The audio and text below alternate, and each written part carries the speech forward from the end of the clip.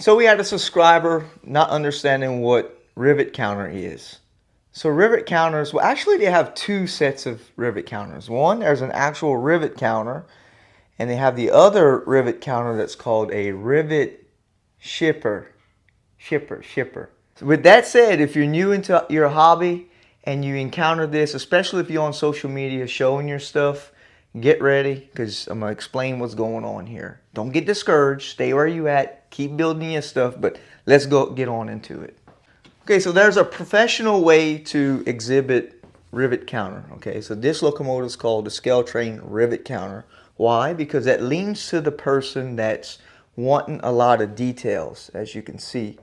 Loaded with details. A rivet counting person likes the details. Companies forward that for the rivet counter person, and for somebody that's just real to the details. You know, they liking it for what they want in their layout. They just want the details. So hence rivet counting in that aspect. Now rivet counting goes for prototypical modeling, that person doing everything to the real life way on their layout, which that is not the case for us over here. Nothing wrong with it, but that just goes to what they want to do. And that's why I think there's two distinguishing to rivet counting. Again, rivet counting and shipper counting. You know what I'm saying, right? So the shipper counting, this is what's going to help the new guys. The new folks is building a layout and are socially showing their stuff on their layout. They're going to have that person, the crapper one, to crap on what you're doing. So let's say you have a locomotive that's not high in detail. Example, right? So they don't have a lot of detail in this locomotive. It's cheaper, lower quality, but just still an awesome looking locomotive. And that crapper counter is going to come over here and say, oh, you don't have no piping on your locomotive. The real one has that right there.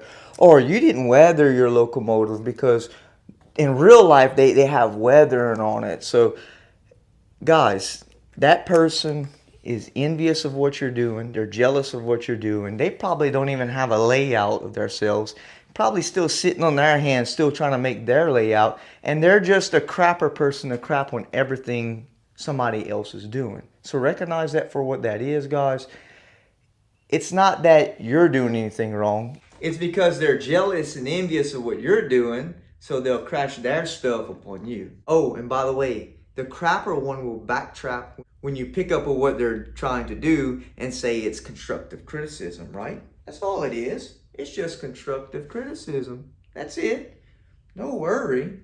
Lies.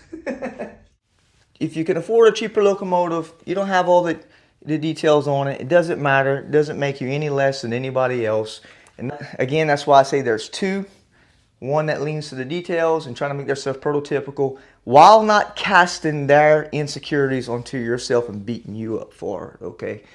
That's going to lock themselves to their layout. They do what they got to do, and therefore they form their own groups. And hopefully they pretty much keep it in there and don't try to come and crash it on some poor soul that's trying to do their layout, okay?